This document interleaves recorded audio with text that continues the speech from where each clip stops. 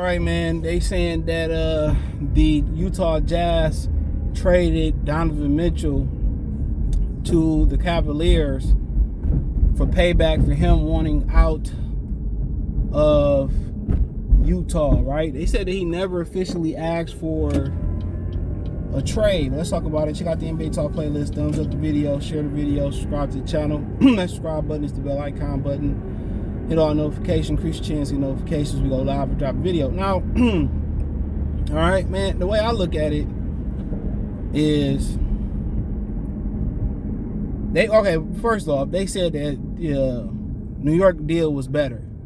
It was 5 first-round picks. I believe that's what was reported. RJ Barrett, Obi Toppins, and Mitchell Robinson was the best offer. Now, a lot of people said, well, if they offered that, Utah would be fools, to take the offer with Colin Sexton. They had to extend him, Laurie Marketing, and whoever, 3 first-round picks and a rookie from Kansas. Obviously, the Knicks deal was better, but now we getting some clarity on some things. Now, a lot of people say, well, the Knicks just put that out there just to save face. But now it's being reported that they did that in spite. They did it on purpose. They didn't want, Donovan Mitchell to land with the Knicks. My whole thing is this, because he wanted out. Rudy Gobert got out, and I guess, I guess they felt that they was, sending him to Minnesota. Nobody wanted to be in Minnesota. And they're doing the same with Donovan Mitchell because nobody wanted to be in Cleveland. Is the perception. And my whole thing is like, dude, like, who wanted to be in Utah to begin with? They gave a lot of years in Utah and they couldn't get it done. So it wasn't just to the point where they didn't give it all they had in Utah. They just wasn't good enough. I don't know what's going on there. They just wasn't good enough. All right, that's simply as you can put it. They just wasn't good enough to win, and it was time for a turnover anyway. So I mean, to me personally, Utah petty for that. I'm not a Knick hater or a Knick fan, either one, but you gotta do what's best for your franchise. Flat out. You have to do what's best for your franchise. And it's as simple as that. You have to do what's best for your franchise. And if you're not going to do what's best for your franchise, then you're doing your franchise a disservice. Let's keep it real. You're doing your franchise a disservice.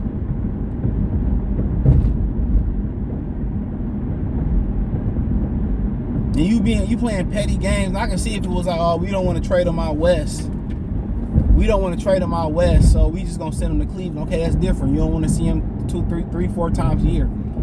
I agree with that. But act like he didn't sign an extension and he quote unquote formally didn't ask for a trade request. Just petty on Danny Ainge's side of things. And on top of Utah not being a sexy destination in a league where like over 80% of the players are black. Now it's gonna give another reason for people not wanting to play in Utah. Cause now y'all want to be petty and take the worst deal. You supposed to take the best deal that's out there for the fans, for the organization. So this is how they playing foul like Hackashack, dude. Like Donovan Mitchell never should have read up with them to begin with. Let's keep it real. He should have never read up with them to begin with. Straight up and down. Straight up and down, bro. And the Utah Jazz fans should feel cheated as well too. You look at it like it wasn't like the Knicks was gonna do nothing with Jalen Brunson and Donvan Mitchell, that small ass backcourt. You get rid of RJ, you get RJ Barrett, who looked like a flat out stud last year. You get help in the middle, Mitchell Robinson, he could be a stud. And you get 5 first. It ain't like Cleveland first gonna be any better. Straight up and down. It ain't like Cleveland first round picks is, come on. That's wild. The Knicks had a better opportunity to be worse than the Cavaliers will be this year. And them could have been some high picks. And that's wild. That's wild to me, dude. I can see if the Utah was trying to trade him to their arch rivals, and his preferred destination was Brooklyn, Miami, or the Knicks. But it's still a nice little landing spot for him. They only got to see him 2 times a year. He only got to go to Utah 1 time a year. He never officially asked for a trade. He just said, well, these would be my preferred destination. So all the more reason for people not to want to play with the New York Knicks.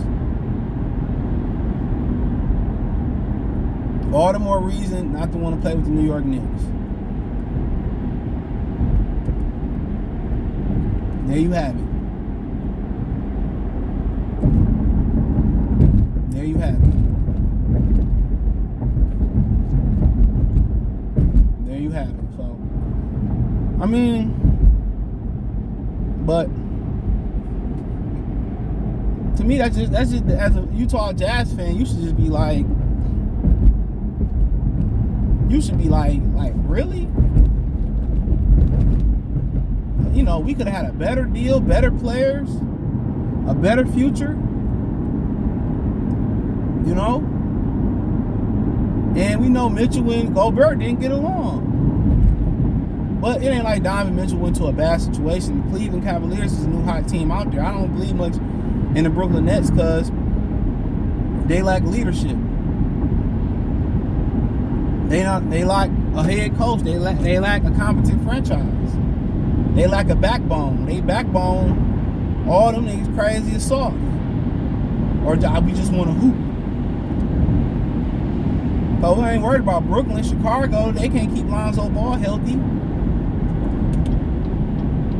Right?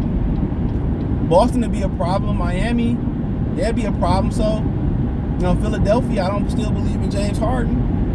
And it's countdown to Joel Embiid get injured again. So, it could be wide open for Cleveland. You know, but he went from a strictly winning situation. Cleveland got a better chance winning than the Knicks had him going to the Knicks, though. Him and Jalen Brunson, too small. Him and Garland, too small, but when you got Evan Mobley and Jared Allen behind you, you know, you got a better chance. You got a better chance. So, but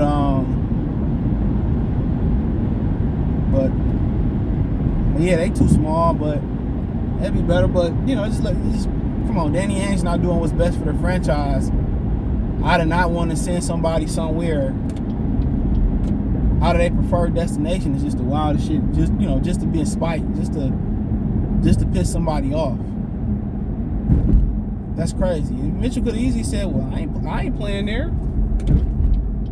He could have easily said that, like, "Oh no, I'm good. I ain't playing there. Kiss my ass. I ain't going." But too much money to be made. Too much moolah to be made. But yeah, the Cavs on paper look better than the Knicks. Because if you look at the Knicks, you're still stuck with Randall, who don't want to be there. No Mitchell Robinson in the middle. No Obi Toppin. Jalen Brunson, Mitchell. The difference is Garland is better versus length than Jalen Brunson.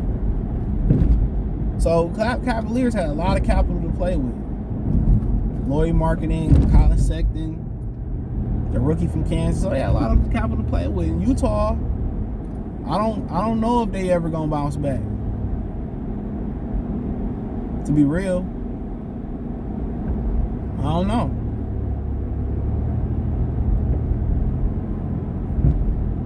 I don't know. You just don't know.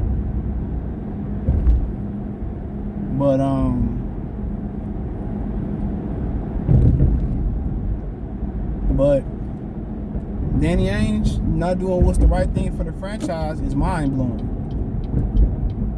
It's truly mind blowing. Truly mind blowing. But they had their reasons. If you can't have him, we don't want him to be happy and all that, bruh. We'll see. But they'll let you know where Utah at with it, man. If they got drafted to Utah, I'd never want to go to Utah. Come on, that's like going up to Green Bay and playing. If they didn't win nothing in Green Bay, people won't. I mean, I don't think black players want to go to Green Bay regardless. on. You the only black thing in town. You in like t-shirts and the rims and the tires on the cars and shit. Who want to be in that situation? Real talk. Who want to be locked in that situation? And they just couldn't get it done with Mitchell and Donvan Mitchell and Rudy Gobert. And part of that problem is Gobert never developed offensively. I'm getting attacked by a bee. He never got better defensively, right? Gobert. And Donvan Mitchell never got better defensively. And they didn't show up in playoff games. And the one thing about it is Mitchell can't get off with lane for real. And a lot of his shots, you know, is low percentage shot in the playoffs. You know, in the bubble, he shook free, but the bubble was no defense. It was I can't even call it street and one ball, street ball. That was disrespect to and one street ball. So, like I said before, Cleveland got some hurdles that really hot with Garland and Mitchell. I like Mitchell next to a bigger two guard. You know, you like Mitchell next to guys like Klay Thompson. I mean, even somebody like LaMelo Ball, it might work, but they both need the ball in their hand. You need him. You need somebody like Klay next to Klay Thompson who can take on the tougher defensive assignments. You know what I'm saying? That's who we need. That's kind of who we need to be next to. That's exactly who we need to be next to. R.J. Barrett. Somebody to play next to somebody like R.J. Barrett. But pretty much all I pretty much got. But let me know what you girls and guys think. Thumbs up the video, share the video, subscribe to the channel. The subscribe button is the bell icon button. Hit all notifications, increase your chance to get notifications. Go live and drop video. Check out the NBA Talk playlist for more videos like this. Other than that, man, my link tree. Find me on Twitch, Twitter, Instagram, Spotify, Anchor, Cash App, Venmo, PayPal, the whole nine. Appreciate the love and support. Peace.